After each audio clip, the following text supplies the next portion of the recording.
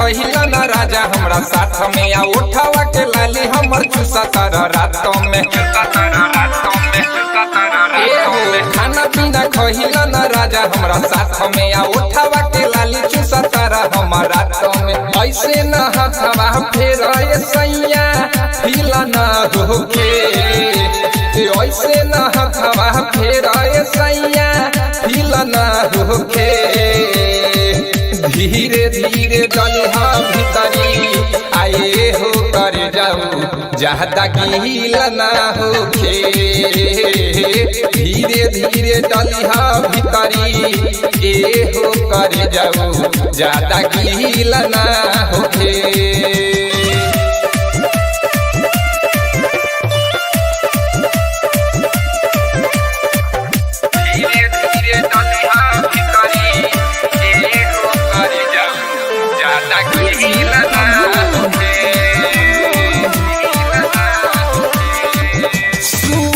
न से जबर नहीं करब तोहसे बहतिया दिने दुपहरिया खाली दावतार छतिया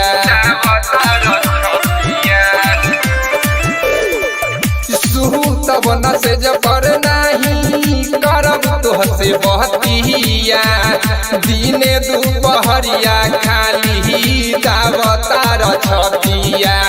चढ़ल जवानी के पानी के अब मिलना होके चढ़ल जवानी के पानी के अब तो मिलना होके धीरे धीरे डलिहा भीतरी आए हो कर जाऊ जहदा गीला ना होके हाय धीरे धीरे डलिहा भीतरी आए हो कर जाऊ जहदा गीला ना होके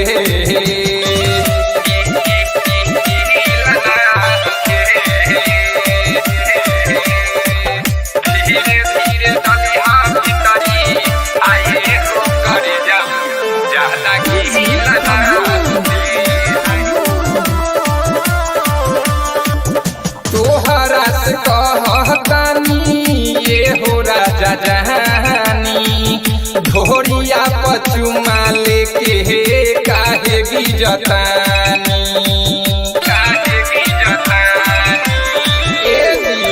तोहरा से कहतानी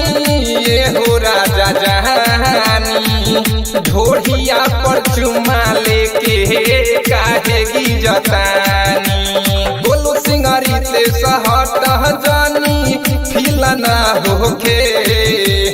रौशन चुना हट जानी फिलना होके धीरे धीरे डलिहा भीतरी आए हो कर जाऊ जहदा गीला ना होके